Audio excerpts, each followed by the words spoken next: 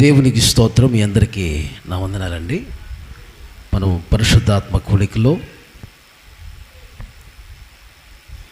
కొన్ని ప్రాముఖ్యమైన విషయాలు మనం ధ్యానించబోతున్నాం. ఈ దినం 1 పేతురు పత్రిక 2వ అధ్యాయము 5వ వచనాన్ని అందరూ కూడా తెరవండి, ఒకరు చదవండి. 1 పేతురు పత్రిక 2వ అధ్యాయము 5వ వచనం. యేసుక్రీస్తు ద్వారా దేవునికి అనుకూలములకు ఆత్మ సంబంధమైన బలులను అర్పించుటకు పరిశుద్ధ యాజకులుగా ఉండునట్లు మీరును సజీవమైన రాళ్ల వలె నుండి ఆత్మ సంబంధమైన మందిరముగా కట్టబడుచున్నారు. అబ్బాయి హల్లెలూయా. ఈరోజు పాఠం ఏంటంటే ఆత్మ సంబంధమైన బలులు. అంతకుముందు మీకు ఆత్మ సంబంధమైన మందిరంగా కట్టబడుట అనే విషయం మీద బోధించాను. ఈ వారం మీకు ఆత్మ సంబంధమైన బలులు గురించిన విషయాలు మీతో మాట్లాడబోతున్నాను. జాగ్రత్తగా ఆలకించండి. ఇక్కడ రాయబడింది, యేసు క్రీస్తు ద్వారా దేవునికి అనుకూలములగు ఆత్మ సంబంధమైన బలులు అర్పించుటకు పరిశుద్ధ యాజకులుగా ఉండునట్లు. మనందరం కూడా యాజకులమై ఉన్నాం. ఆమె చెప్పండి. పాత నిబంధన కాలములో ఉన్న యాజకులు బలు అర్పించేవారు. ఇప్పుడు క్రొత్త నిబంధన కాలములో యేసు ప్రభు బిడ్డలందరూ కూడా ఏమై ఉన్నారు? యాజకులై ఉన్నారు. ఆమె చెప్పండి. హల్లెలూయా. యాజకులై ఉన్నారంటే ఇప్పుడు అందరూ పాస్టర్లని కాదు, వారికి నియమించబడిన స్థానం వారికి ఉంది. ఆమేన్. కనుక దేవుణ్ణి ఆరాధించేవారు యాజకులు అంటే ఎవరు చెప్పండి? దేవుణ్ణి ఆరాధించేవారు, బలులు అర్పించేవారు. దేవునికి గట్టిగా స్తోత్రం చెప్దాం. ప్రియులారా, గమనించండి. ఈరోజు దేవుని చేత ఏర్పరచబడిన వారుగా దేవుని పిలుపొందుకొని దేవుని సేవ విధానం, దేవుని అభిషేకం పొందుకొని దేవుని సేవ అనేది చేయాలి. హల్లెలూయా. అది విశ్వాస అయినా దేవుని పిలుపు వారికి వస్తే, దేవుని ఏర్పాటులో ఉన్నట్లయితే, దేవుని దర్శనం ద్వారా దేవుడు మాట్లాడి పరిశుద్ధాత్మ చేత అభిషేకించబడి దేవుడు ప్రభు వారితో స్పష్టంగా మాట్లాడితే వారు దేవుని పని కొరకే ప్రత్యేకించబడతారు. హల్లెలూయా. పాత నిబంధన ప్రకారము ఆ రోజుల్లో యాజకులను నియమించబడిన వారు బలులు అర్పిస్తూ ఉండేవారు. క్రొత్త నిబంధనలో ప్రభు ఏం చెప్పారంటే, మనందరం కూడా ఏమై ఉన్నామంటండి?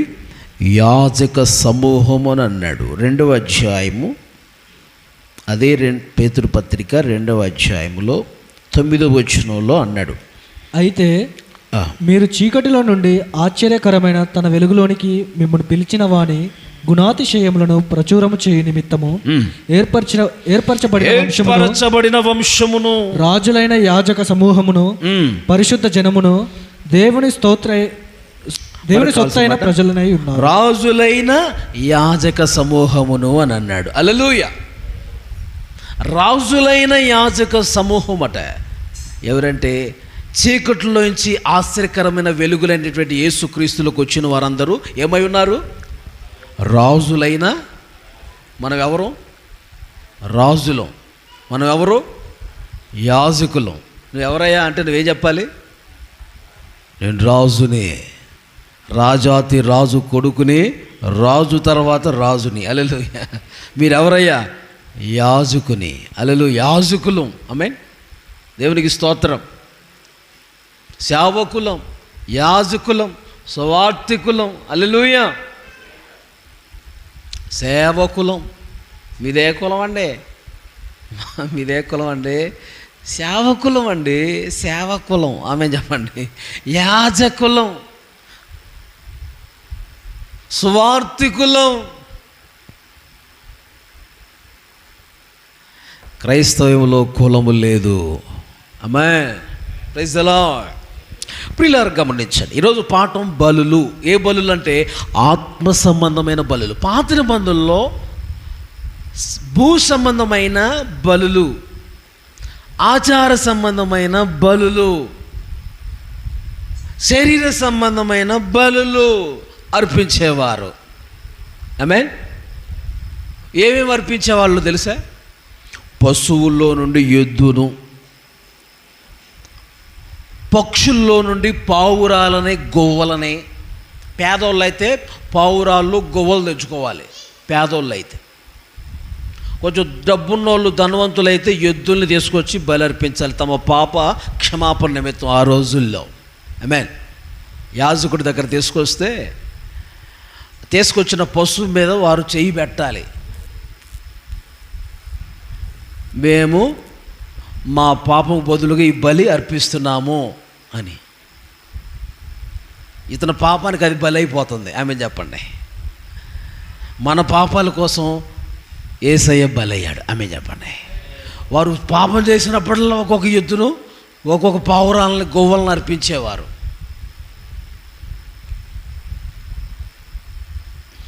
అయితే యేసు ప్రభువారు ప్రతిసారి మన కోసం బలి అర్పించబడకుండా ఒకేసారి తన రక్తాన్ని కాచి ప్రాణం పెట్టాడు మన కోసం. ఒక్కసారే. ఇంకా మాటికి మనం బలు అర్పించవసరంలా.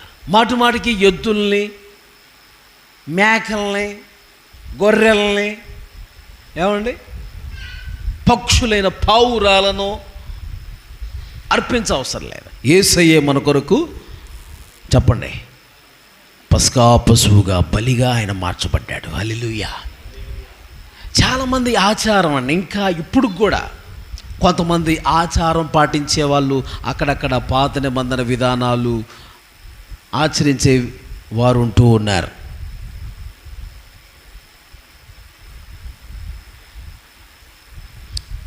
ఏదో ఆచార సంబంధమైన భక్తి ఉంటుంది చాలామందికి.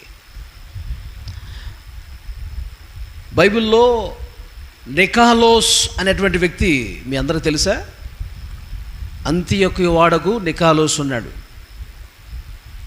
అతడు యూదుడు కాదు, తర్వాత యూదుడుగా మార్చబడ్డాడు. అంతియొక్క వాడు ఆ వ్యక్తి క్రైస్తవుడిగా మార్చబడ్డాడు. అయినా కానీ యూదుల మత ఆచారం మాత్రం బాగా అవలంబించేవాడు. అపోస్తుల్లో మనం అపోస్తులైనటువంటి సేవకులు మనం చూస్తాం. క్రొత్త నిబంధన కాలంలో 6వ అధ్యాయంలో అక్కడ ఇతన్ని అభిషేకం చేస్తారు పరిచర్య చేయడానికి. ఏం చేయడానికంటే సంఘంలో భోజనాలు కానీ, సంఘంలో ఇంకేదన్నా పరిచర్యలు అలాంటి ముందుండి పరిచర్య చేయడానికి కొంతమంది, ఎంతమందినండి, ఒక 7గురిని ప్రత్యేకపరిచి నియమిస్తారు. ఆమేన్. ఈ రోజుల్లో సంఘ పెద్దలు అనేవారు బైబిల్లో కనబడుతున్నారా అని చెప్పంటే వాళ్ళు ఎవరంటే సంఘ పెద్దలు అంటే పాస్టర్స్ అని అర్థం. ఆమె చెప్పండి. సంఘ పెద్దని, సంఘంలో ఉన్నటువంటి వ్యక్తుల్ని ఎవరిని మాట్లాడకూడదు. ఆమె చెప్పండి. సంఘ పెద్దలు కాదు, వారు సంఘ పరిచారకులు. మేము వాక్యములో, ప్రార్థనలో మేము ఎక్కువ సమయం ఉండాలి కాబట్టి అన్నీ మేము చూసుకోలేం కాబట్టి కొన్ని పనులు చూసుకోవడానికి కొంతమందిని చూసుకోండి అని చెప్పేసి అని ఆ రోజుల్లో ఏర్పాటు చేశారండి. ఆమేన్. ఇప్పుడు ప్రత్యేకంగా ఏర్పాటు చేస్తేనే చేయాలని కాదు.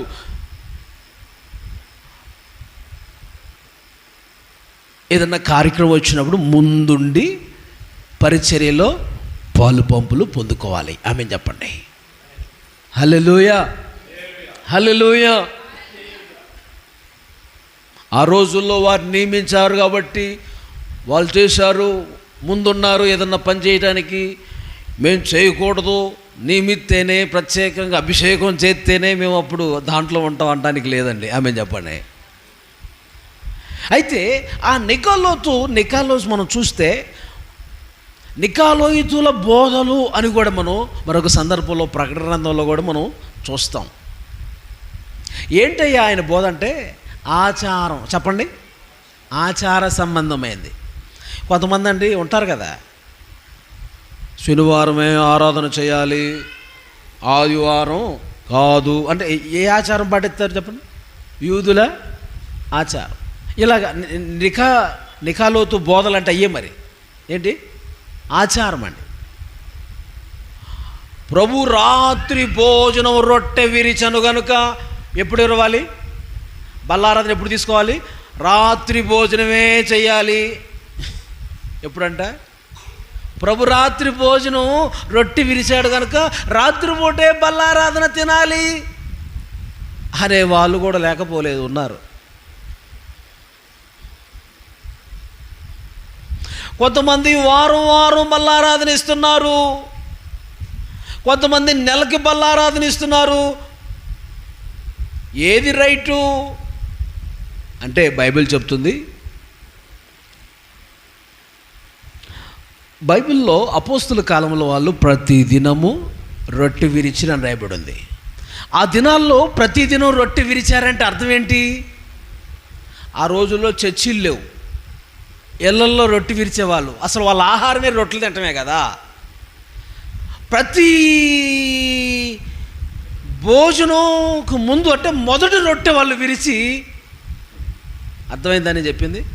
ప్రతి భోజనానికి ముందు మొదటి రొట్టెని విరిచి వాళ్ళు కృతజ్ఞతాస్తుతులు చెల్లించి ప్రభు శరీరాన్ని గుర్తింపుగా తినేవారు. అది వాళ్ళు ఆనవాయితీగా చేసుకున్నారు. ఎన్ని పూటలు తింటే అన్ని పూటలు ప్రభుని జ్ఞాపకం చేసుకుని మొట్టమొదటి రొట్టె ఆమె చెప్పండి.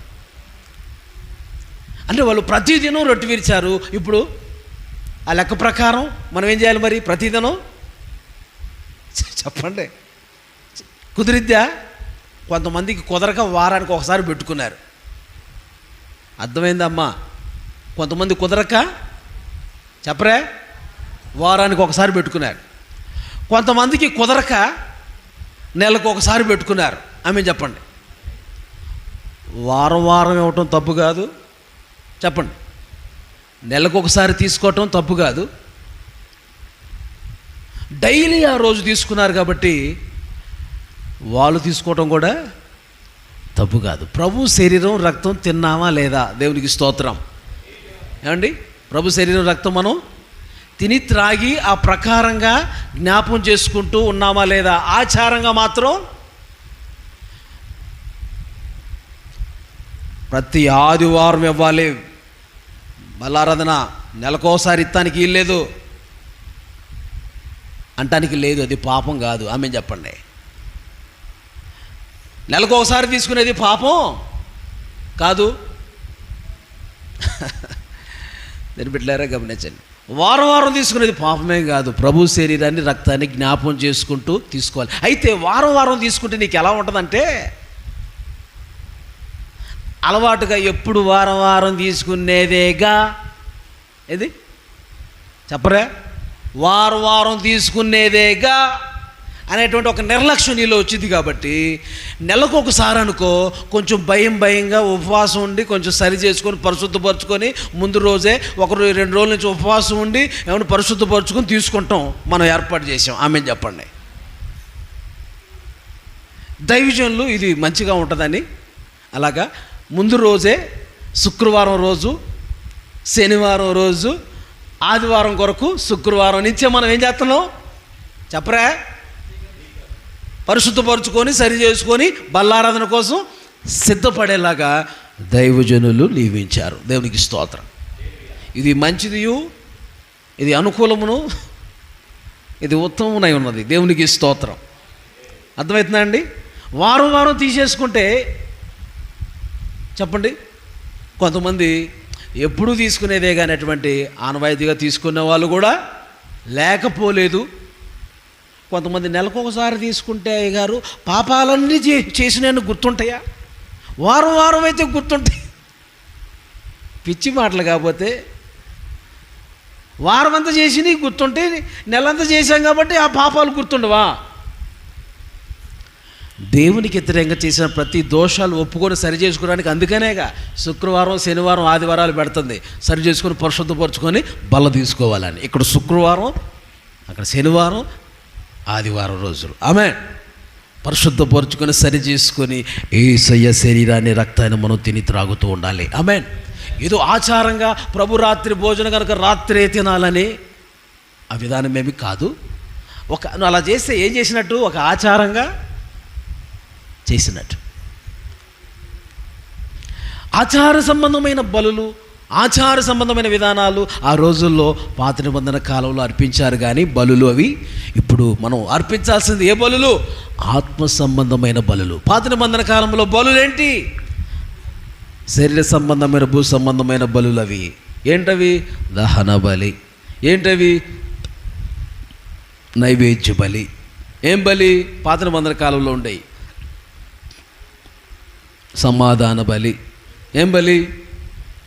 పాప పరిహార్థ బలి. ఏం బలి? అపరాధ పరిహార్థ బలి. ఆమేన్. ఇలాగా పెద్ద బలులు 5, చిన్న బలులు 5 అనేవి ఉన్నాయి పాత నిబంధన కాలంలో. అవి భూ సంబంధమైనవి, శరీర సంబంధమైనవి అయి ఉన్నాయి. యూదులు ఆ విధంగా, ఇజ్రాయెల్ ప్రజలు ఆ దినాల్లో ఆచరిస్తూ ఉండాలి. కానీ ఇప్పుడు మనం అర్పించాల్సింది పాత నిబంధన సంబంధమైన బలులు కాదట. ఇప్పుడు పేతురు పత్రిక మనం చదివాం కదా, ఏ బలులు అర్పించాలంటే మనం ఆత్మ సంబంధమైన బలులు అర్పించాలి. అమ్మా, ఏ బలులు? అంతే కదా. ఇప్పుడు మేకను కోయొచ్చా మనం? మేకనే కోయొచ్చా. కానీ లోకస్తులు ఏం చేస్తున్నారు? దేవుళ్ళ దగ్గరికి వెళ్ళి మేకను కోసి బలిచ్చారు. వాళ్ళు ఏం చేస్తున్నారు? ఏ ఆచారం? అది లోక సంబంధమైన, పాత నిబంధన సంబంధమైన ఆచార విధానాల్లో తమ దేవతల ఎదుట వారు ఏం చేస్తున్నారు చెప్పండి? బలులు, అర్పణలు అర్పించడం చేస్తారు. కానీ మనం ఇప్పుడు ఏం చేయకూడదట? బలులు, అర్పణలు ఆయన కోరే దేవుడు కాడు. కానీ ఆత్మ సంబంధమైన బలుల్ని ఆయన కోరుతున్నాడు. స్తోత్రం చెప్పండి. నీవు నేను ఒక బలిగా మార్చబడాలని, ఆత్మ సంబంధమైన బలిగా మార్చబడాలని కోరుతున్నాడు. ఆమేన్. బైబిల్లో మీకు తెలిసిన విషయమే, యెఫ్తా కుమార్తె ఎంతమందికి తెలుసు? యెఫ్తా అనేటువంటి ఒక న్యాయాధిపతి ఉన్నాడు. యుద్ధంలో జయించి ముందుకు వస్తున్నప్పుడు, యుద్ధంలో నాకు జయం కలిగితే నాకు ఎవరు మొదట ఎదురు పడతారో వారిని దహన బలిగా ఇచ్చేస్తాను దేవా అని దేవునితో శపథం చేశాడు. అయితే దహన బలి అనేది ముక్కలు చేసేయాలి. ఏ భాగానికి ఆ భాగం ముక్కలు నరికి పడేయాలి. ఇప్పుడు వాళ్ళ అమ్మాయే ఎదురుపడింది. ఇప్పుడు అమ్మాయిని ఏం చేయాలి? వాళ్ళ కూతురే ఎదురుపడింది. ఇప్పుడు అమ్మాయిని ఏం చేయాలి? దహన బలి ఇచ్చేయాలి. మరి దేవుడు బైబిల్ ప్రకారం నరుని బలి ఆయన కోరతాడా? చెప్పండి. బైబిల్లో ఏం రాయబడింది? ఆయన నరుని బలిని కోరడు. ఉందండి? ఉందా లేదా? మీ బైబిల్లో ఉందా? నరుని బలి కోరతాడు. ఆమేన్. ఆయన నరుని బలి కోరే దేవుడు కాడు. గట్టిగా స్తోత్రం చెప్పండి. అయితే ఆ రోజు దహన బలిగా ఆయన అర్పించను అని మరి రాయబడింది. ఆయన చెప్పినట్టే మాట చొప్పున దేవునికి మొక్కుకున్నట్లుగా దేవునికి అర్పించాడట. ఏంటి అది అంటే, చెప్పినట్టే దేవుని పనికి అర్పించాడు, సమర్పించాడు. ఎలాగంటే సజీవ యాగంగా దేవుని సేవ కొరకు, సియోను ప్రతిష్టత కొరకు సమర్పించాడు. గట్టిగా చప్పలు కొడుతూ ప్రభు నామాన్ని మహిమపరచాడు. హల్లెలూయా, హల్లెలూయా. దేవునికి మహిమ కలుగునుగాక. ఇది అపోస్తుల బోధలో ఉన్న విధానం. ఆమేన్ చెప్పండి. ఓకే, ముందుకు సాగిపోదాం. ఈరోజు పాఠములు గుర్తు తెచ్చుకోండి జాగ్రత్తగా. కొన్ని ఆత్మీయమైన బలులు మీకు వివరిస్తాను. కీర్తన 57, 51, 16, 17 వచనాలు చదవండి. కీర్తన 51, 16, 17 వచనాలు. నీవు బలిని కోరువాడవు కావు. ఒక 7 రకాలైన బలులు, ఆత్మ సంబంధమైన బలులు మీతో మాట్లాడతాను. టక్క మీరు చక్కగా వాక్య రెఫరెన్స్ త్వరగా తీసి మంచిగా చదవండి. నీవు బలిని కోరువాడవు కావు, కోరిన ఎడల నేను అర్పించుదును. దహన బలి నీకు ఇష్టమైనది కాదు, విరిగిన మనస్సే దేవునికి ఇష్టమైన బలులు. దేవా, విరిగి నలిగిన హృదయమును నీవు అలక్ష్యం చేయవు. గట్టిగా స్తోత్రం చెప్పండి. హల్లెలూయా. ఇంకా ఎదుక్కునే వాళ్ళే ఉన్నారా? తీసిన వాళ్ళు ఉన్నారా? అసలు రెఫరెన్స్ ఏం మాకు గుర్తులేదండి. ఎవరు ఉన్నారు? ఎవరన్నా? కీర్తన 51, 16, 17. ఓకే, ఇప్పుడు ఏం చదివారు? అక్కడ ఏముందండి? నీవు బలిని కోరువాడవు కావు, కోరిన ఎడల నేను అర్పించుదును. దహన బలి నీకు ఇష్టమైంది కాదు, విరిగిన మనసే నీకు ఇష్టమైన బలులు. విరిగి నలిగిన హృదయమును నీవు అలక్ష్యం చేయవు దేవా. గట్టిగా చప్పట్లు కొడుతూ ప్రభువుని స్తుతించండి. హల్లెలూయా. దేవునికి ఏ బలి కావాలట? మీరే చెప్పండి అమ్మా, ఏ బలి కావాలి? విరిగి నలిగిన మనస్సు, విరిగి నలిగిన హృదయం, విరిగి నలిగిన హృదయం. తర్వాత విరిగిన మనస్సు, విరిగిన మనస్సు, నలిగిన హృదయం దేవునికి ఇష్టమైన బలులు అని రాసుకోండి. ఆమేన్. ఈ బలి మనం దేవుని సన్నిధిలో అర్పించాలి. ఏ బలి అర్పించాలి? ఏ బలి అర్పించాలి? విరిగిన చెప్పండి. విరిగిన మనస్సు. మనసు ఏమవ్వాలి? మనసు విరిగిపోవాలి. ఎవరు? విరిగిన మనసు, నలిగిన హృదయం, నీకిష్టమైన బలియాగముల. విరిగిన మనసు, నలిగిన, అందరూ, నీకిష్టమైన బలియాగముల. నీ చేతితోనే విరచిన రొట్టెనై ఆహారమౌదును అనేకులకు. మహిమ స్వరూపుడా, మృత్యుంజయుడా, మరణపు ముల్లును నీకే స్తోత్రములు నా యేసయ్యా, నీకే. ఆమేన్. విరిగి నలిగిపోయినటువంటి దీనత్వంతో ఆయన పాదాల దగ్గర పడి దేవుని సన్నిధిలో ఉంటారే, ఆ తగ్గింపు కలిగి విరిగి నలిగిపోయిన హృదయంతో దేవుని పాదాలు పట్టుకుంటారే, వాళ్ళు అంటే యేసయ్యకి చాలా ఇష్టం. ఆమేన్ చెప్పండి. అది దేవునికి ఇష్టమైన బలి. ఆమేన్ చెప్పండి. విరిగి నలిగిపోయిన హృదయం దేవుడికి కావాలి. అంటే విరిగి నలిగిపోయిన దీనత్వం, ఆయన పాదాలు పట్టుకునేటువంటి ఒక మంచి దీనత్వం అనమాట. విరిగి నలిగిపోయిన హృదయం అంటే తగ్గింపు జీవితానికి సూచనగా ఉంది. హల్లెలూయా. నలిగిపోయిన హృదయం ఇష్టమైన దేవునికి బలులట. గట్టిగా సోదరం చెప్పండి. ఏమన్నదండి? విరిగిన మనస్సు, నలిగిన హృదయం. ఆయన అలక్ష్యం చేసే దేవుడు. విరిగి నలిగిన హృదయంతో ఆయన పాద సన్నిధికి నువ్వు చేరినప్పుడు అండి, ఏమండి, నా మాట అర్థమవుతుందా? ఇటు చూడండి. ఏంటంట? విరిగి నలిగిన హృదయంతో మనం యేసయ్య పాద సన్నిధికి చేరి ఆయన సన్నిధిలో మొరపెట్టినప్పుడు దేవుడు ఏం చేస్తారంటే వారిని అలక్ష్యం చేస్తాడా? ఆయన సన్నిధికి చేరితే, ఆయన పాద సన్నిధికి చేరితే, విరిగి నలిగిన హృదయంతో ఆయన సన్నిధికి చేరితే ఆయన వారిని పట్టించుకోకుండా ఉంటాడా? చెప్పండి. నిశ్చయంగా ఆయన వారి యందు లక్ష్యం ఉంచి. ఆమేన్. బైబిల్లో ఓషియా రాజు విరిగినటువంటి మనస్సు కలిగిన వాడై దేవుని సన్నిధిలో తన వస్త్రాన్ని చింపుకున్నాడట. ఆమేన్. ఏంటి ఆ వస్త్రం అంటే? హృదయపు వస్త్రమును చింపుకున్నాడు. హల్లెలూయా. తన స్వభావాన్ని దేవుని సన్నిధిలో మార్చుకోవడానికి, తన మనస్సును, తన స్వభావాన్ని దేవుని సన్నిధిలో మార్చుకోవడానికి ఆయన మార్చుకుని ఆయన సన్నిధిలో ధీరుడిగా ఆయన పాదాలు పట్టుకున్నాడు. హల్లెలూయా. విరిగి నలిగిన హృదయం దేవునికి ఇష్టమైన బలియాగం.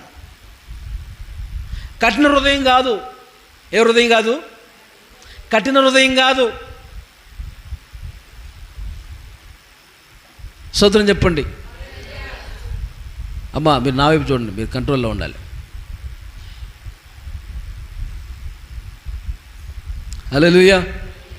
తీసుకురా శ్రీష్, దగ్గర పెట్టుకో.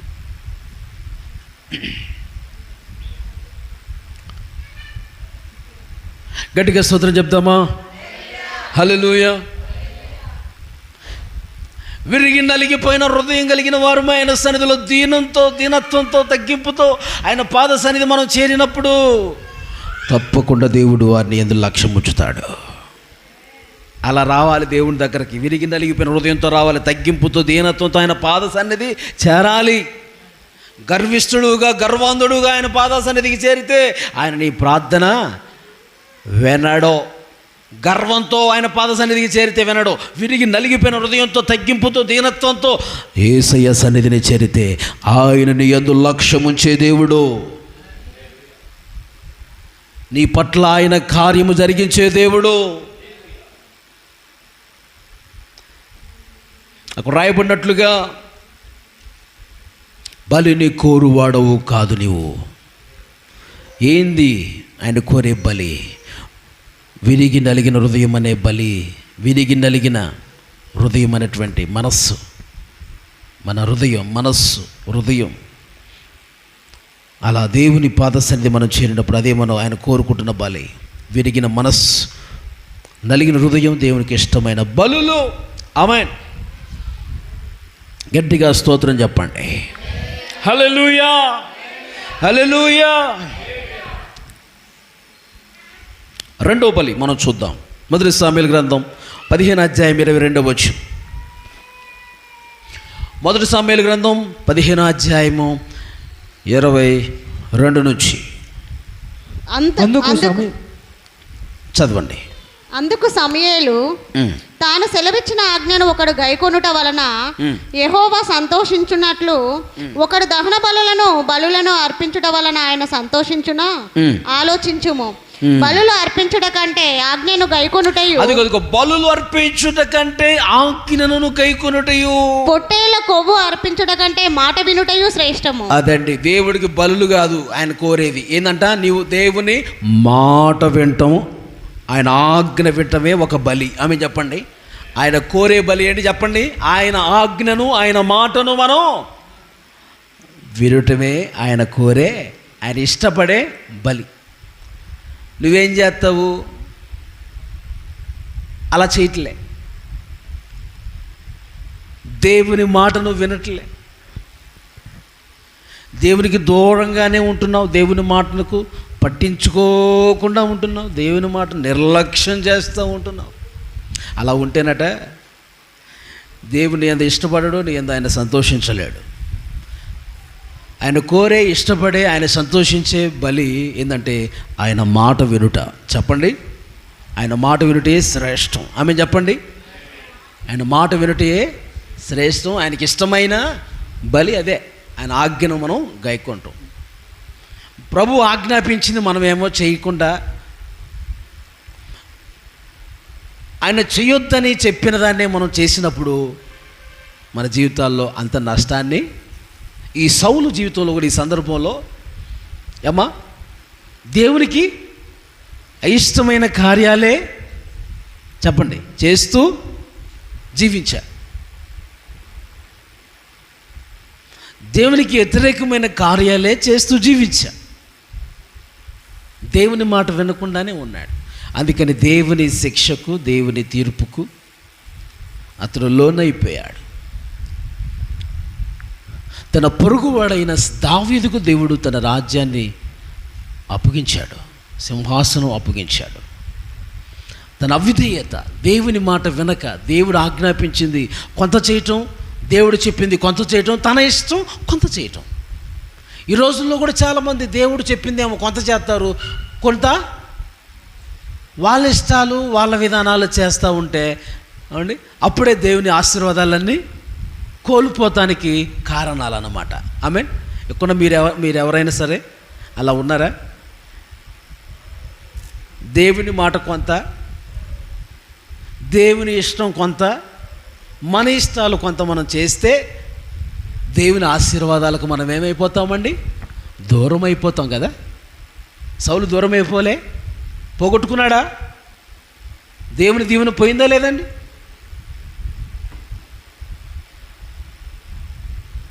దేవుడిచ్చిన అభిషేకం పోగొట్టుకున్నాడు, దేవుడిచ్చిన అధికారాన్ని పోగొట్టుకున్నాడు, అన్నీ పోగొట్టుకున్నాడు.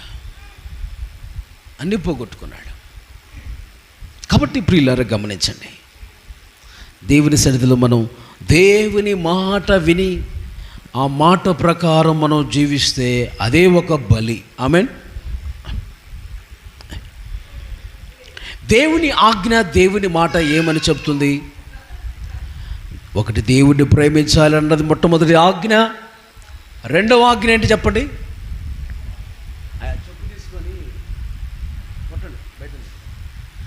దేవుని మొదటి ఆజ్ఞ ఏంటి చెప్తుంది చెప్పండి? ఒకటి, దేవుడిని ప్రేమించాలి. రెండవ ఆజ్ఞ, నిన్ను వలే నీ పొరుగు వారిని ప్రేమించాలి. ఇప్పుడు ఆజ్ఞ వినుటయే నిజమైన బలి, దేవుడికి ఇష్టమైన బలి. ఆయన మాట వినటం, ఆయన ఆజ్ఞ గైకొట్టమే బలి, కానీ దహన బలి ఆయన నిన్ను కోరేవాడు కాదు అని ప్రభు అన్నారు. ఏంటి ఆయన ఆజ్ఞ అంటే? ఒకటి, మొదటి ఆజ్ఞ బైబిల్ అంతా కూడా 2 ఆజ్ఞల కింద విభజించబడింది. ఒకటి, దేవుణ్ణి ప్రేమించాలి, నిన్ను వలె నీ పొరుగు వారిని ప్రేమించాలి. రిఫరెన్స్ నోట్ చేసుకోండి. 12:13 మార్కు సువార్త 12:33 రాసుకోండి. అక్కడ ఏం రాయబడిందంటే, మొట్టమొదటి ప్రధానమైన ఆజ్ఞ ఏంటంటే పునరుద్ధానమందు వారిలో 12:33 33 పూర్ణ హృదయముతోనూ పూర్ణ వివేకముతోనూ పూర్ణ బలముతోనూ ఆయనను ప్రేమించుటయు, ఒకడు తన్ను వల్ల తన పొరుగు వారిని ప్రేమించుటయు సర్వాంగ హోమములన్నిటికంటేను బలుల కంటేను అధికమని ఆయనతో చెప్పాను. అతడు వివేకముగా ఉత్తరమిచ్చనని యేసు గ్రహించి, నీవు దేవుని రాజ్యమునకు దూరముగా లేవని అతనితో చెప్పాను. ఆ తరువాత ఎవడునూ ఆయనను ఏ ప్రశ్నయో అడగ తెగింపలేదు. గట్టిగా దేవునికి స్తోత్రం చెల్లిద్దాం. హల్లెలూయా. ఇంకో మాట కూడా ఉంటుంది కదా, ఇది ప్రధానమైన ఆజ్ఞ, ఇది మొదటి ఆజ్ఞ అన్న మాట కూడా చదవండి అమ్మా. పూర్ణ వివేకముతోను అది కూడా చదవండి. పూర్ణ బలముతోను నీ దేవుడైన ప్రభువును ప్రేమింపవలనని ననున్నది ప్రధానమైన ఆజ్ఞ. దేవుణ్ణి ప్రేమించాలి, దేవుణ్ణి ప్రేమించాలి. రెండవ ఆజ్ఞ, నీవు నిన్ను వల్ల నీ పొరుగువానిని ప్రేమింపవలనన్నది రెండవ ఆజ్ఞ. అది అర్థమవుతుందండి? వీటికంటే ముఖ్యమైన ఆజ్ఞ మరి ఏదియో లేదని అతనితో లేదు. ఆమేన్. ఆజ్ఞ కొయ్యకుంటమే, నా మాట వింటమే శ్రేష్టం అంటున్నాడు. అదే నాకు నిజమైన బలి.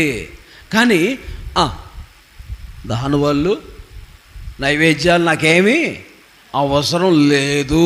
నా మాట, నా ఆజ్ఞను గైకోనండి, నేను చెప్పింది నీ నన్ను ప్రేమించండి. ఏమంటున్నాడు? ఒకటి, దేవుని ప్రేమించండి. 2, నీ పొరుగు వారిని ప్రేమించండి. మనం అలా చేస్తున్నావా? పక్కన వాళ్ళ మీద కుళ్ళు, పక్కన వాళ్ళ మీద కక్షలు, పక్కన వాళ్ళ మీద ద్వేషాలు, పక్కన మీద పగలు, పక్కన వాళ్ళ మీద అసూయలు ఎన్ని పెట్టుకొని సంఘానికి వస్తున్నారు చాలామంది. అంటే నువ్వు ప్రేమించే బిడ్డవైతే, నువ్వు పొరుగు వారిని ప్రేమించే బిడ్డవైతే అవన్నీ ఉంటాయా నీకు? చెప్పండి. ప్రేమించేవారుగా ఉండాలి మన పొరుగు వారిని. దేవుణ్ణి ప్రేమించేవారు ముందుంటారు. ఆమేన్. దేవుని ప్రేమించేవారు ముందుంటారు, అన్ని విషయాల్లో ముందుంటారు. దేవునికి మహిమ కలుగునుగాక. దేవుని ప్రేమించేవారుగా మనం ఉందముగాక. దేవుని ప్రేమించేవారు ఎలా ఉంటారయ్యా అని టైటిల్ పెట్టుకుంటే అది చాలా పెద్ద సబ్జెక్ట్. అది 7 విషయాలు ఉన్నాయి దానికి. ఎవరు దేవుని ప్రేమించేవారు? యెహోవాను ప్రేమించేవారు ఎలా ఉంటారు? యెహోవాను ప్రేమించువారులారా చెడుతనం అసహించుకోండి అంటాడు. యెహోవాను ప్రేమించువారులారా అని ఇలాగా ఒక్కొక్క పాయింట్గా చాలా విషయాలు ఉన్నాయి. దేవుని ప్రేమించేవారు లోకాన్ని ప్రేమించరు. అదొక సబ్జెక్టు మాట్లాడుకుంటూ పోతే. కాబట్టి పాఠం ముందుకు సాగిద్దాం. కాబట్టి అది మరొక కోణం, కాబట్టి సందర్భం వచ్చినప్పుడు చెప్తాను. దేవుని మాట, దేవుని ఆజ్ఞను గైకొనుటయే ఒక బలి. రెండవది మనం చూస్తున్నాం. నెంబర్ 3, మూడవ బలి స్తుతి అనే బలిని రాసుకోండి. స్తుతి అనే బలిని, ఆత్మ సంబంధమైన బలి మనం అర్పించాలి. ఏ బలి? స్తుతి అనే బలి. అందరూ చెప్పండి, ఏ బలి? రెఫరెన్స్ రాసుకుంటారా? రెఫరెన్స్ హెబ్రీ పత్రిక 13:10. హెబ్రీ పత్రిక 13:10. మనకు బలిపీఠం ఉన్నది, దాని సంబంధమైన వాటిని 15వ వచనం చదవండి. కాబట్టి ఆయన ద్వారా మనము దేవునికి ఎల్లప్పుడూ స్తుతియాగము చేయుదము, అనగా ఆయన నామమును ఒప్పుకొనుచు జిహ్వ ఫలము అర్పించదము. జిహ్వా ఫలము అర్పించుదము. ఆమేన్. హల్లెలూయా. ఏందంట ఇక్కడ ఒక బలి మనం చూస్తున్నాం. ఏం బలి అంటే, బలి అనే మాటకు మరొక అర్థం యాగం, యజ్ఞం. చెప్పండి. యాగము అన్న యజ్ఞం అన్న బలియే. చెప్పండి, ఇప్పుడు ఏ బలి ఇక్కడ మనం చూస్తున్నాం? స్తుతి యాగము చేయుదుము. హల్లెలూయా. ఏ యాగం? యాగం అంటే అర్థం ఏం చెప్పాను? మరొకటి బలి. యాగం అంటే బలి అయిపోవటం. యాగం అయిపోవటం అంటే బలి అయిపోవటం. మన కొరకు ఆయన ఏమయ్యాడు చెప్పండి? యేసయ్య యాగమయ్యాడు, బలిగా మార్చబడ్డాడు. గట్టిగా స్తోత్రం చెప్పండి. హల్లెలూయా, హల్లెలూయా.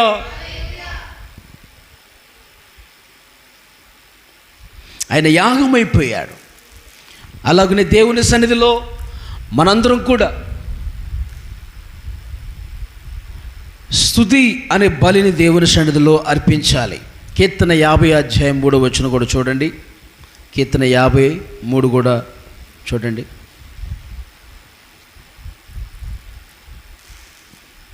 మన దేవుడు ఏం చేయుచున్నాడు? ఆయన మౌనంగా నుండడు. ఆయన ముందర అగ్ని మండుచున్నది. ఆయన చుట్టూ ప్రచండ వాయువు విసురుచున్నది. చూడండి దేని బిడ్డలారా, ఏం చదివారయ్యా? 50:3 చదివారా? మళ్ళీ చదవండి. మన దేవుడు ఏం చేయుచున్నాడు? ఆయన మౌనంగా నుండడు. ఆయన ముందర అగ్ని మండుచున్నది. ఆయన చుట్టూ ప్రచండ వాయువు విసురుచున్నది. ఆయన తన ప్రజలకు న్యాయం తీర్చుటకై బలి అర్పణ చేత నాతో నిబంధన 13 చదవండి. వృషభములు మాంసము నేను తిందునా, పొట్టేల రక్తము త్రాగుదునా. దేవునికి స్తుతియాగము చేయుము, మహోన్నతుకి నేను మొక్కుబడులు చెల్లించుము. హల్లెలూయా. దేవునికి ఏం చేయాలట? మనం స్తుతియాగం చేయాలి. హల్లెలూయా. ఏం చేయాలి? దేవునికి స్తుతియాగం చేయాలి. ఎందుకంటే యేసయ్య మన కొరకు, ఎఫెసీ పత్రిక 5వ అధ్యాయం ప్రకారం యేసయ్య మన కొరకు ఏమైపోయాడు? బలిగా అర్పణగా అర్పించబడ్డాడు. మనల్ని ప్రేమించి, ఆమేన్, మనల్ని ప్రేమించి ఆయన బలిగా అర్పణగా అర్పించబడ్డాడండి. ఆయన యాగమైపోయాడండి. ఆయన సన్నిధిలో మనం ఏ యాగం అర్పించాలి? ఇప్పుడు స్తుతి అనే యాగాన్ని అర్పించాలి. ఏమండి, యేసయ్యే మన కొరకు యాగమైపోయాడు, బలి అయిపోయాడు కదా. ఎఫెసీ పత్రికలో ఆయన మన కోసం పరిమళ వాసనగా ఉండుటకు మన కొరకు తన్ను తాను దేవునికి అర్పణముగాను బలిగాను అప్పగించుకొనెను. అలాగుననే మీరు ప్రేమ కలిగి నడుచుకొనుడి. మీలో జారత్వమే గాని, ఏ విధమైన అపవిత్రతయే గాని, లోభత్వమే గాని వీటి పేరైనను ఎత్తకూడదు. హల్లెలూయా. గట్టిగా దేవునికి స్తోత్రం చెప్తాం. కాబట్టి దేవుని సన్నిధిలో మన కొరకు ఆయన ఏమయ్యాడు చెప్పండి? బలిగా మారాడు. ఎందుకోసమయ్యా? మన కోసం బలిగా అర్పణగా ఆయన అర్పించబడ్డాడు. కాబట్టి ఆయన సన్నిధిలో మనం కూడా బలిగా మారాల్సిన విషయాలు, బలిగా ఆయన సన్నిధిలో అర్పించవలసిన విషయాలు మనం చూస్తున్నాం. విరిగిన నలిగిన యొక్కటువంటి మనస్సును దేవునికి ఇష్టమైన బలి అని, స్తుతి అనేది ఒక బలి అని, దేవుని మాట వినటం ఒక బలి అని, స్తుతి అనేది బలిని మనం దేవుని సన్నిధిలో అర్పించాలని మనం చూస్తున్నాం. హల్లెలూయా. ఉదయకాలం వెళ్ళేసి దేవుని సన్నిధిలో మనం ఏం చేయాలి? దేవుని సన్నిధిలో స్తుతి అనే బలి, స్తోత్ర బలులు దేవుని సన్నిధిలో చెల్లించాలి. ఆమేన్. స్తుతించాలి, బాగా స్తుతించాలి. ఆయన గొప్పతనాన్ని, ఆయన నామాలు మనం ఎత్తిపట్టి స్తుతించాలి. వాగ్దానాలు, ఆయన చేసిన మన కొరకు చేసిన వాగ్దానాలన్నీ ఎత్తిపట్టి స్తుతించాలి. చాలామంది అలా చేయరండి. స్తుతి అనే ప్రార్థన చేయరు. ఉదయకాలం లేచి, ప్రభా రాత్రి అంతా కాపాడా, ఈరోజు అంతా కాపాడండి, అన్నీ అది చేయండి, ఇది చేయండి, కాపాడుకోండి, నీ దూతలు నాతో ఉంచేయండి, యేసునామములో అడుగుతున్నాను తండ్రి, ఆమేన్.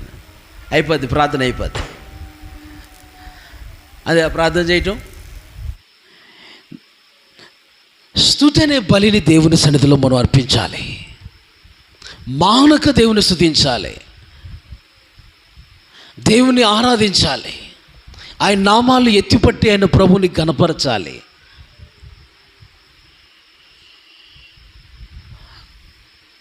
నాట్యం ఆడుతూ దేవుని స్తుతించాలి, చప్పట్లు కొడుతూ దేవుని స్తుతించాలి, సాష్టాంగ నమస్కారం చేసి దేవుని స్తుతించాలి, తలలు వంచి దేవుణ్ణి స్తుతించాలి. ఆమేన్.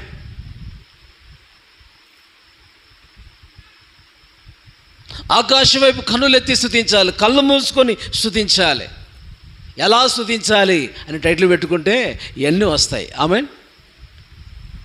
సాష్టాంగపడి నేను స్తుతించేదను, ఎలుగెత్తి నిన్ను స్తుతించాలి.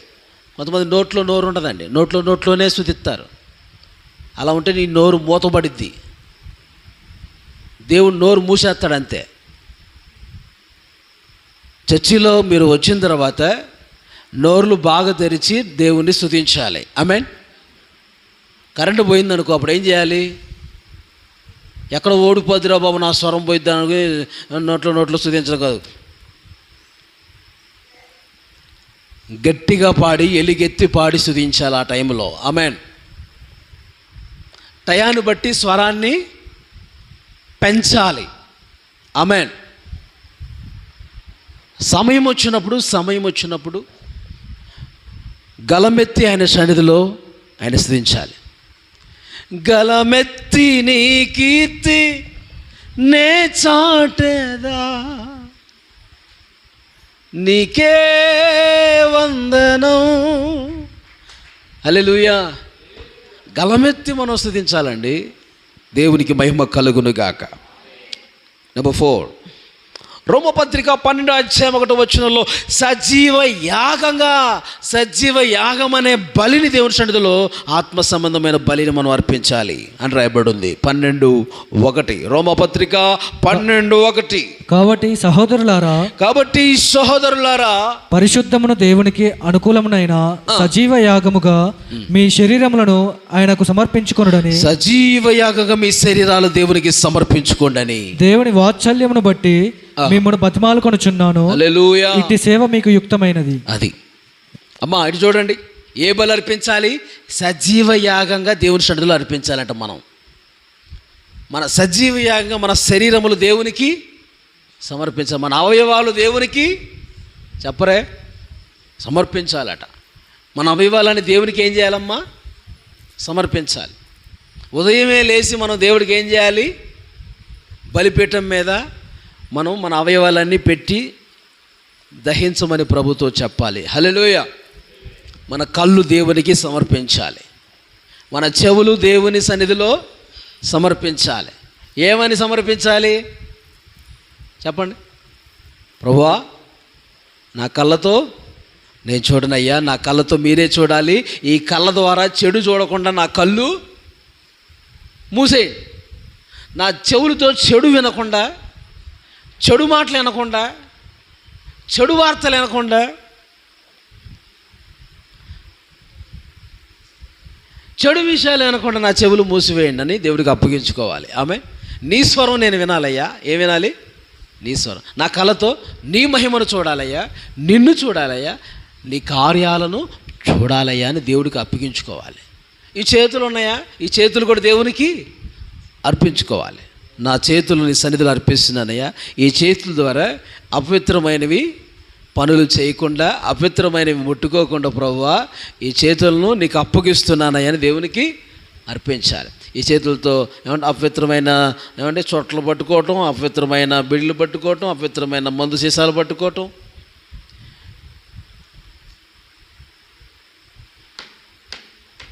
ఈ చేతులు దేవుని బిడ్డలారా పరిశుద్ధముగా మన చేతులు కూడా ఉంచుకోవాలి. అంటే చేతులు అంటే పనులు. చెప్పండి, చేతులు అంటే ఏంటండి? మన పనులు ఎలా ఉండాలి? ఏమండో ఇటు చూడండి, మన పనులు ఎలా ఉండాలి? పరిశుద్ధమైన పనులు మనం చెయ్యాలి. ఏ పనులు చేయాలి? పరిశుద్ధమైన పనులు క్రియలు మనం చేయడానికి సూచనగా చేతులు ఉన్నాయి. ఆమేన్. కాబట్టి ఈ చేతులు కూడా దేవునికి అప్పగించుకోవాలి. నా చేతులతో మీరే పని చేయండి అయ్యా అని దేవుడికి అప్పగించుకోవాలి. నా చేతులతో నేనేం చేయలేనయ్యా, ఏం చేయనయ్యా, నీవే చేయండి ప్రభువా. మన కాళ్ళు కూడా దేవునికి అప్పగించుకోవాలి. నీవు సెలవు లేకుండా నేను ఎక్కడికి వెళ్ళనయ్యా, నువ్వు ఎక్కడికి వెళ్ళమంటే అక్కడికి వెళ్తానయ్యా. నాకు ఇష్టమైన త్రోవల్లో నేను నడవనయ్యా, నీకు ఇష్టం వచ్చినట్టుగా నన్ను నా కాళ్ళు నీకు అసలు అప్పగించుకుని ఈ ప్రార్థన చేస్తున్నారు ఉదయకాలం.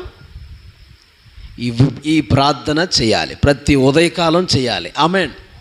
ఎందుకంటే రోజంతా మనం బయటికి వెళ్తాం కాబట్టి మన అవయవాలన్నీ, మన శరీరం అంతా దేవుడికి సమర్పించుకోవటం అనేది ఎలాంటి బలట? సజీవ యాగం అనే బలి. ఆమె చెప్పండి. సంపూర్ణంగా మనం దేవుడికి అర్పించుకోవటం, దీన్నే దహన బలి అంటారు. హల్లెలూయా. అది శరీర సంబంధమైన బలి, ముక్కలు కట్ చేయటం అవయవాలన్నీ. అలాగనే ఇప్పుడు దేవుని దగ్గర మనమే సజీవంగా బలి అయిపోవటం. స్తోత్రం చెప్పండి. హల్లెలూయా. నిద్రపోతున్న వాళ్ళు స్తోత్రం చెప్పండి.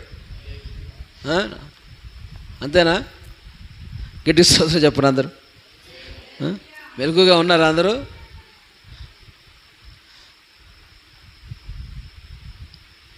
హల్లెలూయా.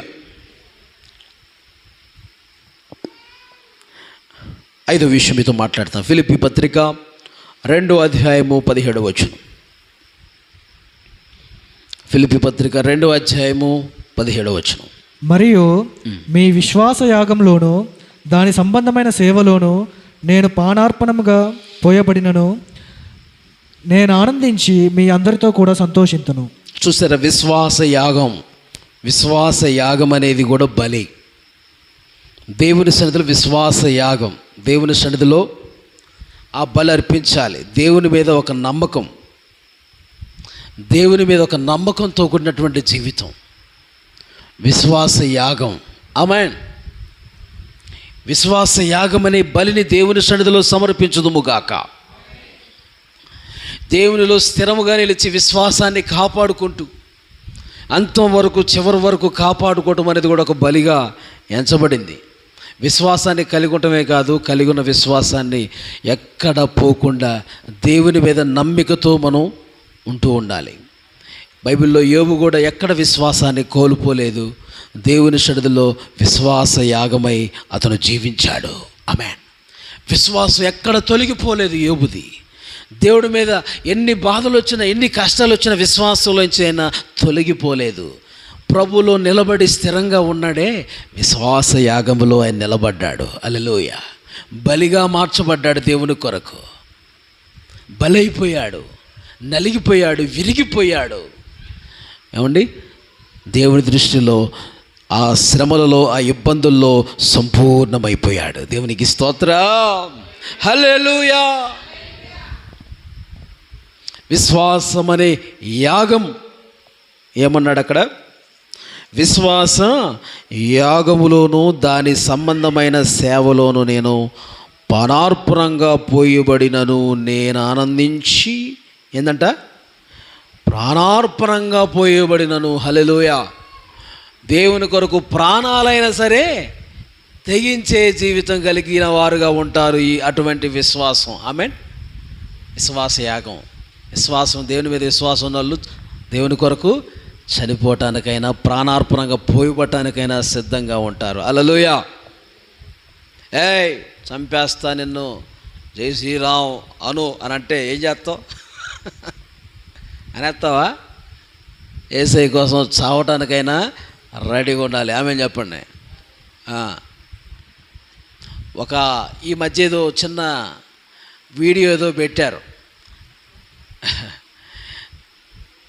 ఇదనే దేవుని విషయంలోనే వాళ్ళు అబ్జెక్షన్ చేస్తే దేవుని కోసం ఆమె నిలబడిందంట. ఆమె చెప్పండి. భయపడిందా? నిలబడిందంట. తన ప్రాణమైన ఇవ్వడానికి సిద్ధపడింది. కానీ చెప్పండి, దేవుని విడిచిపెట్టడానికి మాత్రం ఎంత మాత్రం ఒప్పుకోలేదు ఆమె. హల్లెలూయా. అర్థమైందా మీకు? దేవుడి కోసం చచ్చిపోవడానికి సిద్ధపడి చచ్చిపోయింది. కానీ యేసయ్యను మాత్రం విడిచిపెట్టలే. వాళ్ళ దేవుళ్ళకి దండాలు పెట్టలే, బొట్లు పెట్టుకోలే. ఆమె చెప్పండి. రోషంగా నిలబడింది. అది అలాంటి క్రైస్తవులుగా మీరు ఉండాలి. దేవునికి స్తోత్రం. హల్లెలూయా. అదే నేను పానార్పణంగా పోయబడినను నేను ఆనందించి మీ అందరితో కూడా సంతోషింతును. హల్లెలూయా. దేవుని లోకంలో పరిశుద్ధులతో ఆనందంలో ఉంది ఆమె. హల్లెలూయా. దేవుని కొరకు ప్రాణమైన ఇవ్వడానికి మనం సిద్ధపడాలండి. నెక్స్ట్ పాయింట్, బైబిల్లో మనం వాళ్ళు కూడా చూస్తాం కదా, ఎవరండి? శద్రకు మేషకు అబేద్నెగో అనే వాళ్ళు కూడా అగ్నిగుండంలో పడేస్తావురా, నిన్ను నీ ప్రాణం తీసేస్తాం, అగ్నిగుండంలో పడేస్తావు అంటే దేవుని మీద విశ్వాసాన్ని విడిచిపెట్టారండి. సావటానికైనా అగ్నిగుండంలో వేయబట్టానికైనా రెడీ అయిపోయారండి. ఆమేన్. దానియేలుతో సహా, అవునా కాదండి? దానియేలు తన ప్రాణాన్ని కూడా లెక్క చేశారా? పౌలు కూడా సేవలో తన ప్రాణాలు లెక్క చేశాడా? యెరూషలేము వెళ్ళొద్దయ్యా, మీరు వెళ్తే అక్కడ చంపేస్తారయ్యా. చంపినను సరే ఆమె దేవుని కొరకు ముందుకెళ్ళిపోయాడు. ఆయన చంపటానికి సిద్ధమవుతారని చెప్పినా తెలిసినా యేసు ప్రభువుని కూడా అన్నారు కదండి. కానీ ఆయన తెగించి అన్నీ జరగవలసినవి నెరవేరాలని, ఆయన గురించిన ప్రవచనాలు నెరవేరుడి కొరకు, దేవుని చిత్తం పరిపూర్ణంగా నెరవేర్చడానికి కదా ఆయన వచ్చింది ఈ లోకానికి. తన సంకల్పం, దేవుని సంకల్పం అంతా నెరవేర్చాలి కాబట్టి ఏది లెక్క చేయలేదు, ముందుకెళ్ళిపోయాడు ఆయన. హల్లెలూయా. ముగింపు మాటలు 2 విషయాలు చెప్పి ముగిస్తాను. ఆరో మాట ఫిలిప్పీ పత్రిక, అదే ఫిలిప్పీ పత్రిక 4వ అధ్యాయం 18వ వచనం. 4వ అధ్యాయం 18వ వచనం. నాకు సమస్తమును సమృద్ధిగా కలిగి ఉన్నది, మీరు పంపిన వస్తువులు ఏపఫ్రొదీతు వలన పుచ్చుకొని ఏమీ తక్కువ లేకయున్నాను. అవి మనోహరమైన సువాసనయు దేవునికి ప్రీతికరమును ఇష్టమునైన యాగమునై ఉన్నవి. ఆమేన్. హల్లెలూయా. ఇష్టమైన యాగం అంటే ఏంటంటే దేవుని సన్నిధిలో మనం అర్పించే ప్రతి వస్తువులు, కానుకలు. ఆమేన్ చెప్పండి. దేవుని సన్నిధిలో అర్పించే మన కానుకలు, ప్రభు సన్నిధిలో అర్పించేటువంటి ప్రతి వస్తువులు, కానుకలు అన్నీ కూడా ఎలాంటివట? దేవునికి ఇక్కడ అంటే ఎపఫ్రొదీతు వలన పుచ్చుకొని ఏమియో తక్కువ లేక ఉన్నాను, అవి మనోహరమైనవి, చెప్పండి, మనోహరమైన సువాసనయు దేవునికి ప్రీతికరమును ఇష్టమైనటువంటి యాగము, ఇష్టమైన బలి. దేవుని సేవలో, దేవుని సేవకుల కొరకు, దేవుని సేవ కొరకు మీరు అర్పించే ప్రతి కానుక, ప్రతి అర్పణ చూడండి ఎలాంటిదట? అది దేవునికి ఇష్టమైనది. ఆమేన్. కాబట్టి దేవుని సేవలో ఏమండి తోడ్పడేవారుగా, దేవుని సేవలో దేవుని పని కొరకు సహకరించేవారుగా దేవుని సన్నిధిలో మనం ఉండాలి. అలా దేవుని సన్నిధిలో మనం అర్పించే కానుక, అర్పణ అనేది ఒక బలి అని రాయబడింది. ఏంటంట? అది ఒక బలి, యాగము, బలి. ఆ అర్పణ దేవుని సన్నిధిలో అర్పించాలి. దేవునికి స్తోత్రం. దేవుని సేవకుల కొరకు ప్రాణాలైనా ఇవ్వటానికి సిద్ధపడిన వారు కూడా కలరు. కాబట్టి గమనించండి, దేవుని కొరకు నువ్వు ఏదైతే ఇస్తావో, నువ్వు ఇచ్చే ప్రతిది కూడా దేవునికి ఏమైందంట? అదొక బలి అని, అదొక యాగము, అంటే అదొక యజ్ఞము, బలి అని దేవుడు చెప్తున్నాడు. అదొక బలి. ఆఖరి మాట, చివరి మాట, హెబ్రీ పత్రిక 13వ అధ్యాయము 16వ వచనంలో మనం చూస్తాం. 7వ మాట, 7వ ఆత్మ సంబంధమైన బలి, అర్పించాల్సిన ఆత్మ సంబంధమైన బలి మనం చూస్తున్నాం. హెబ్రీ పత్రిక 13వ అధ్యాయము 16వ వచనం. ఉపకారములు ధర్మమును చేయ మరచిపోకుడి, అట్టి యాగములు దేవునికి ఇష్టమైనది. గట్టిగా చప్పలు కొడుతూ ప్రభు నామాన్ని స్తుతించండి. హల్లెలూయా. దేవునికి ఇష్టమైన యాగము, ఉపకారము, ధర్మము చేయుట. కొంతమంది కఠినములుగా ఉంటారండి. ఇబ్బందుల్లో ఉన్న వారికి చూస్తా కూడా వారు ఏం పట్టించుకోకుండా ఉంటారు. దేవుడు నిన్ను ఒక స్థానంలో దేవుడు పెడితే, సహకరించే విధానంలో దేవుడు నిన్ను పెడితే, పొందగలిగినటువంటి వారికి ఏమండి ఆ సహకారం మన వంతుగా చెయ్యాలి. వస్త్రం లేకుండా ఉన్న వారికి కొంచెం 2 చీరలు ఉంటే 1 చీర చెప్పండి ఇవ్వాలి. 2 దుప్పట్లు ఉంటే 1 దుప్పటి ఇవ్వాలి. మీ ఇంట్లో 4 ఉంటే ఎగస్ట్రా దుప్పటి ఉంటే 5వ దుప్పటి ఉంటే వాళ్ళకి ఇవ్వండి. ఆమె మీ ఇంట్లో దేని బిడ్డలారా ఏదైతే కలిగి ఉన్నారో పొందగలిగినటువంటి స్థితిలో ఎవరైతే ఉన్నారో వారికి మన వంతుగా సహకారం చేయాలి. ఉపకారములు ధర్మమును చేయ మరచిపోకండి. ఆమేన్. చేయాలి, అలాంటి మంచి పనులు కూడా చేయాలి. ఉపకారం ధర్మం చేసే బుద్ధి ఉండాలి. మరి కొంతమందికి ఈ బుద్ధి ఉండదు, ఎప్పుడు తమ కడుపు తినటమే. లేని వాళ్ళు కొంచెం చూద్దాం, వాళ్ళని పట్టించుకుందాం అని ఉండదు. అది దేవుడు మనసు. ఆ మనసు నీకు రావాలి అంటే నువ్వు ఇంకా మారలేదని అర్థం. ఆమె చెప్పండి. ఆ మనసు నీకు రాలేదంటే ఇంకా నువ్వు ఇంకా మారలా, ఎదగల, మైండ్ నీకు ఇంకా మెచ్యూర్ అవ్వాల. ఇబ్బందుల్లో ఇరుకుల్లో ఉన్నవారిని చూసి నీ వంతుగా నీ దగ్గర ఉంటే నీ వంతుగా కొంతైనా వారికి సహాయం చేయగలగాలి. ఆమె చెప్పండి. నీకు లేకపోతే పర్లేదండి, నో ప్రాబ్లం.